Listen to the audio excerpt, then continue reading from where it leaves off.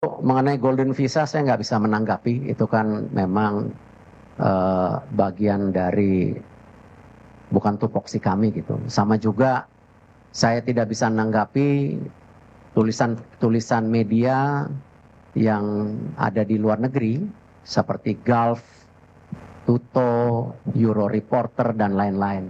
Ya tentu mereka punya penilaian sendiri dan saya rasa mereka punya pandangan sendiri. Saya juga nggak mau komen dengan hal-hal seperti itu.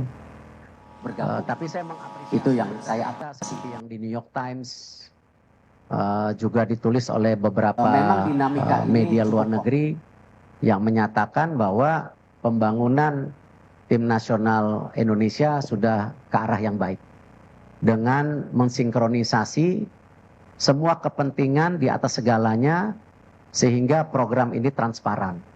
Karena itu banyak sekali pemain-pemain berkualitas yang bergabung. Itu yang saya apresiasi. Kalau saya lihat memang dinamika ini cukup kompleks. Kalau saja waktu itu kita mengambil keputusan yang tergesa-gesa mungkin kurang baik juga. Tetapi kita sudah dirasakan sejak pertandingan, bahkan sebelum pertandingan Indonesia melawan China. Ya, cuman waktunya terlalu mepet waktu itu. Waktunya terlalu mepet dan ya yang terbaik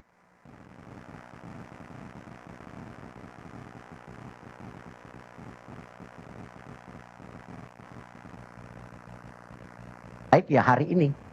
Karena kita masih punya waktu hampir 2,5 bulan untuk persiapan. Karena saya juga tidak mau ya mengambil sebuah keputusan yang membuat tentu keadaannya tidak baik. Nah, cuman dengan segala evaluasi perhitungan, waktu 2,5 bulan ini cukup. Ya, tidak tergesa-gesa hanya pada saat waktu dinamika yang terjadi Indonesia lawan China waktu itu. Itu yang saya bisa sampaikan. Ya, Mbak. Terima kasih, saya Fitrianto dari Republika. Pak Erik, apakah keputusan ini berkaitan dengan keselarasan dengan pemain-pemain naturalisasi yang mungkin kurang begitu baik dengan STY sehingga harus diganti di menjelang 2 bulan laga selanjutnya? Menurut saya sama saja. Tapi kalau kita lihat sekarang dengan banyaknya di tim nasional yang bermain di luar negeri, tentu dinamika daripada masing-masing individu itu menjadi perhatian. Dan kalau kita lihat nanti salah satunya di tanggal 12 malam rencana ada pertemuan pemain-pemain tim nasional kita yang berkarir di Liga Indonesia untuk bertemu pelatih baru. Ya, kita nggak mau beda-bedain itu, tetapi perlu dinamika yang terjadi di komunikasi ini harus lebih merata.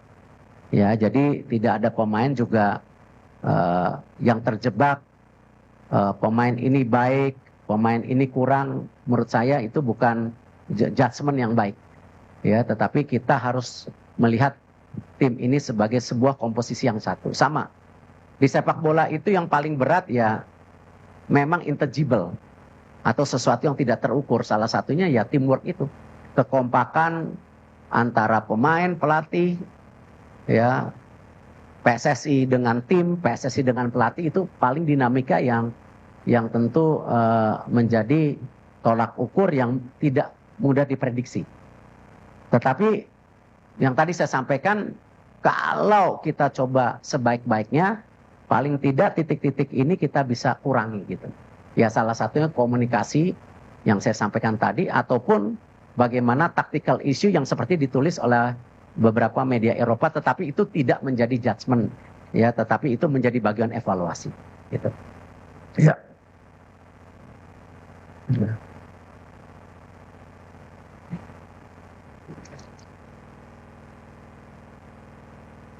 Baiknya, mau dibantu yang Cek. Selamat siang Pak Erik, saya Sony dari Kumparan. Pak, ingin bertanya terkait detail kontraknya Pak, apakah ini putus kontrak sepihak atau bagaimana? Kemudian adakah kompensasi yang harus dibayarkan PSSI terhadap Sintayong? Karena kita tahu sebelumnya sudah ada kesepakatan sampai 2027 ya Pak. Terima kasih. Ya, semua kontrak kita harus hormati. Karena kalau kita ingin menjadi federasi yang kredibel, ya kita harus menjaga kesepakatan yang sebelumnya. Sama ketika kita memperbaiki Liga Indonesia, ya salah satunya kita menekankan kepada klub-klub. Ya kita nggak mau lagi ada isu mengenai pemain yang tidak dibayar, pelatih yang tidak dibayar. Karena itu salah satu yang kita dorong klub, standarisasi klub yang ada di Liga, klub licensing itu kita akan terapkan di tahun depan, bahwa klub-klub yang melakukan pelanggaran itu tidak hanya dikurangin subsidinya tetapi poinnya.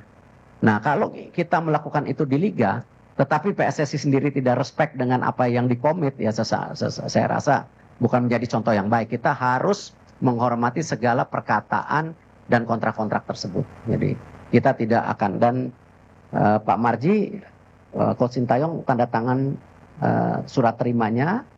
Nah, tentu nanti antara lawyer dan lawyer akan bicara untuk follow up kompensasi yang sesuai dengan nilai kontraknya gitu. Ya. Tapi poinnya kita harus respect dengan apa yang kita sepakatin. Ya, tidak boleh kita sebagai bangsa yang tidak menjaga kehormatan kita, apalagi federasi kita sedang dalam posisi tinggi-tingginya sekarang di mata internasional. Jadi kita harus jaga itu, ya.